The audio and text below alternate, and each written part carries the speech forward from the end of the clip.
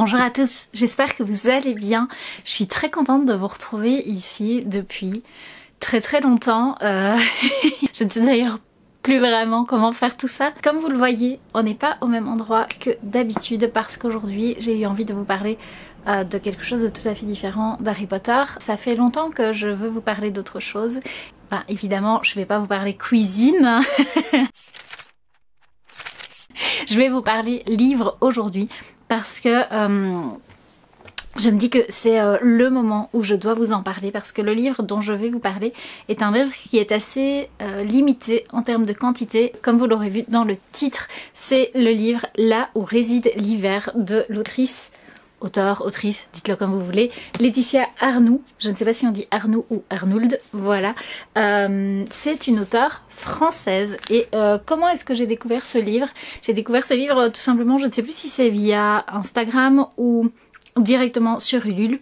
Toujours est-il qu'en fait j'ai participé au financement de ce livre parce que comme je vous l'ai dit, ils ont fait une campagne Ulule pour pouvoir produire ce livre. Donc c'est la maison d'édition Twinkle Édition, donc c'est une toute petite maison d'édition et juste la couverture du livre, la description d'un livre hardback et tout machin avec une belle tranche bombée et tout, je me suis dit ok d'accord, dans tous les cas il va être magnifique, je le veux.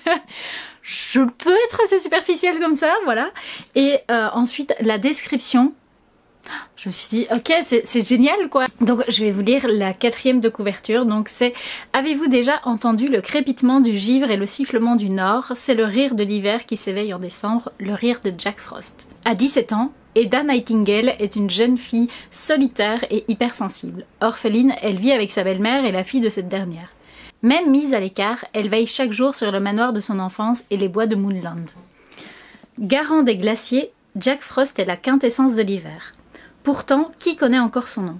Invisible pour les hommes et délaissé des fantômes, Jack œuvre sans relâche. Il roussit les feuilles, souffle le givre et fait danser les flocons. Est-ce l'aurore boréale qui va créer un pont entre les deux mondes, où le renard blanc, l'hermine et la chouette à francs? Quand les rêves de neige disparaissent et que la terre surchauffe, Ada et Jack devront s'apprivoiser et s'allier aux veilleurs de l'an pour que demeure l'équilibre des saisons. Entrer dans un monde onirique et écouter le murmure de l'hiver. Et donc, ce résumé déjà juste, Jack Frost, ça m'a attirée. C'est un personnage qui est pas très connu dans notre culture. Jack Frost qui est pratiquement pas connu parce que c'est un personnage plutôt des légendes nordiques. Donc comme c'est décrit, Jack Frost c'est celui qui va faire danser les flocons de neige et ce genre de choses, qui va faire du givre et tout, enfin bref. J'avais découvert ce personnage dans le film Les 5 légendes, il me semble. Si vous n'avez pas vu ce film d'ailleurs, je vous conseille vraiment d'aller le voir, enfin c'est un film d'animation, il est magnifique, bref, j'avais adoré. Pour en revenir à cette histoire, donc ça commence, tout d'abord le premier chapitre en fait nous décrit comment Jack, donc un jeune homme, est devenu Jack Frost. C'est une très belle version de comment Jack est devenu Jack Frost. En général, enfin en tout cas dans le film Les 5 légendes, c'était pas de la même façon, mais c'était aussi une très belle façon de devenir Jack Frost. C'est horrible à dire parce que dans les faits, il meurt.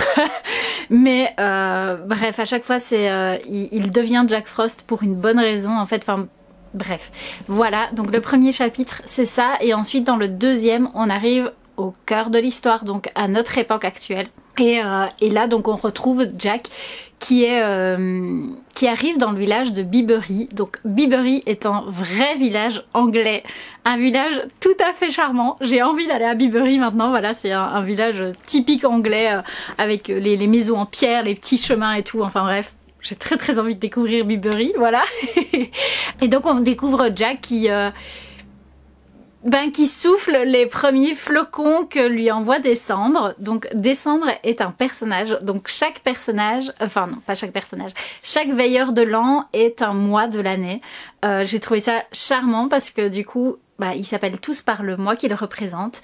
Et donc on a Décembre. Décembre c'est une hermine, une petite hermine blanche. Jack n'a pas de forme animale parce que Jack dans les faits n'est pas un veilleur de l'an, il n'a pas de mois attitré, lui c'est un veilleur de l'hiver, on va dire ça comme ça, même s'il n'a pas de titre officiel. Et donc c'est ce qui fait toute la difficulté, toute la complexité de ce personnage, c'est qu'il ne sait pas vraiment ce qu'il est, pourquoi il est là, voilà, c'est ce qui fait qu'il est très touchant, parce qu'il se cherche en fait pendant tout le livre.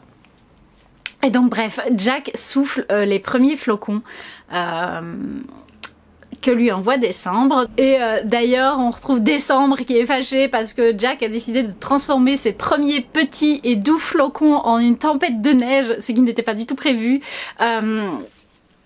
Bref, voilà. Et pendant qu'il fait ça, Jack croise Eda. Et Eda, elle adore l'hiver, elle adore sentir le givre qui arrive, elle adore la neige. Bref, c'est quelque chose qu'elle a toujours aimé depuis son enfance. Et qui lui vient un petit peu de sa mère, voilà.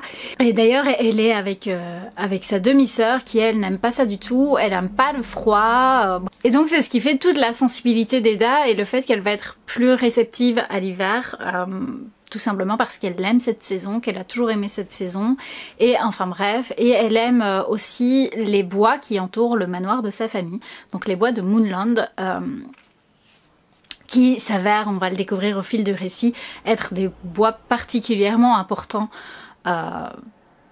pour l'équilibre des saisons en fait. Et donc il me semble que c'est le soir même, Eda va... elle va pas voir Jack, mais elle va percevoir qu'il y a quelque chose de plus. De là, Jack va se poser beaucoup de questions, on va découvrir les personnages suivants et toute la machine va se mettre en route et il va vraiment y avoir une histoire entre Jack et Eda. Qu'on est d'ailleurs un peu sur le fil pendant tout un moment, on ne sait pas si c'est une histoire d'amour, une histoire d'amitié. Décembre a des difficultés parce que les gens ne croient plus et ne veulent plus de l'hiver, parce que forcément c'est une histoire de magie, hein, ce livre, c'est pas une histoire où c'est juste une jeune fille qui se promène dans la neige, non, il y a un fond de magie dedans et de légende, et enfin voilà, c'est un conte quoi, mais c'est un conte très actuel parce que c'est vraiment avec ce qui se passe maintenant. On nous parle des problèmes des étés qui sont beaucoup trop secs, beaucoup trop brûlants et qui sont difficiles à réguler. Et ça va nous parler de justement l'alliance de tous ces moi qui vont devoir arrêter d'être égoïstes pour s'allier, pour essayer de sauver en fait les saisons, que les saisons se remettent à tourner rond. Ce qui est encore plus captivant dans ce livre, c'est que ça s'inscrit vraiment dans ce qui se passe maintenant et dans le fait qu'il faut faire attention parce que les choses ne tournent plus rond, voilà, ça tourne plus comme ça devrait tourner, et s'il y a plus d'hiver, l'été n'arrive pas à être comme il devrait être, et enfin bref, c'est captivant et ça remet pas mal de choses en question, enfin bref, et j'ai trouvé ce livre vraiment très très bien écrit. Il fait partie de mes livres préférés. Je sais que je vais le relire chaque hiver parce qu'en plus il se lit assez vite, alors c'est pas non plus un petit livre, c'est pas écrit petit dedans, hein. Voilà, c'est quand même écrit assez grand dedans, donc c'est un livre qui, j'ai trouvé, s'est lu assez vite, et en fait j'ai été tellement prise dedans que j'ai fini par en parler à l'une de mes collègues, et je parle beaucoup de lecture avec une de mes collègues, je lui passe souvent des livres, et elle m'a dit, donc je lui ai prêté, elle l'a lu hyper vite, elle a été prise, mais dès les premières pages, elle a été prise dedans. Elle m'a dit mais merci de m'avoir fait découvrir ce livre, donc évidemment elle m'a demandé de lui commander tout ça parce que c'était évidemment un tirage limité avec la campagne Ulule, mais ils ont décidé, vu le succès que ça avait eu, de refaire des tirages. Donc évidemment il y a des exemplaires qui sont disponibles, ils ne se trouvent que sur le site de la maison d'édition, et donc vous aurez le lien dans la barre d'infos. Il n'y a pas beaucoup d'exemplaires, donc si vous le voulez, franchement n'hésitez pas. Pour ma collègue, j'ai demandé si c'était possible de faire une dédicace, et elle a eu une dédicace, donc elle était d'ailleurs très très émue parce qu'elle était jalouse que moi j'ai une dédicace dans mon livre. Une dédicace d'ailleurs bleue à paillettes, hein, quand même, voilà, la dédicace est magnifique. Et donc ma collègue était vraiment ravie de voir sa dédicace, et parce que elle a plus échangé avec l'auteur que moi, parce que justement elle voulait savoir comment trouver le livre, et de toute évidence cet auteur est adorable. En plus je comprends même pas pourquoi je vais pas lui parler, sans doute parce que je suis un petit peu trop timide, enfin bref.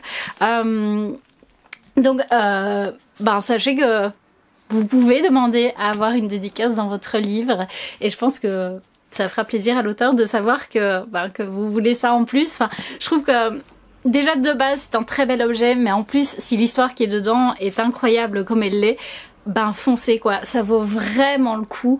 J'ai un énorme coup de cœur pour ce livre et je voulais vous en parler avant la fin de l'hiver et avant l'an prochain parce que il y aura peut-être plus d'exemplaires de disponibles l'an prochain, donc si ça vous intéresse, si ça vous dit, n'hésitez pas, foncez. Comme je vous le dis, c'est une histoire d'amour, mais c'est une histoire d'hiver, c'est une histoire de magie, c'est une histoire de mystère, ça m'a complètement transportée et comme je vous le dis, si je vous dis que c'est un livre que je vais relire tous les ans, c'est que c'est le cas. Il va faire partie de cette élite de ma bibliothèque à être ressorti tous les ans et à être relu tous les ans. Voilà, parce qu'il y a un autre livre d'ailleurs, si vous voulez que je vous en parlerai. Il y a un autre livre pour lequel c'est le cas. Mais donc voilà, si ça vous intéresse de vous procurer ce livre, vous aurez le lien, vous aurez tout ce qu'il faut dans la barre d'infos. Voilà, n'hésitez pas à y aller. Vous aurez aussi le lien vers le compte Instagram de l'auteur. Voilà, enfin bref, vous aurez tous les liens qu'il vous faut là-bas en dessous. N'hésitez pas à jeter un petit coup d'œil. J'espère vous avoir donné envie de découvrir ce livre et de découvrir cet auteur parce que c'est ce que j'ai envie de vous donner. Voilà, j'ai envie de vous donner envie d'y aller et de découvrir ça et honnêtement, voilà, vous serez pas déçus.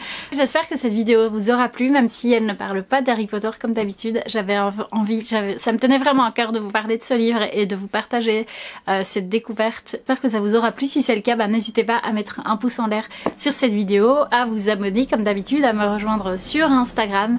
N'hésitez pas à me dire dans les commentaires si ça vous plaît que je vous parle d'autre chose, que je vous parle d'autres livres, parce qu'il y a d'autres livres dont je voudrais vous parler, d'autres choses concernant mes lectures dont j'aimerais vous parler et j'ai pas envie de m'embêter à faire une autre chaîne ou que sais-je.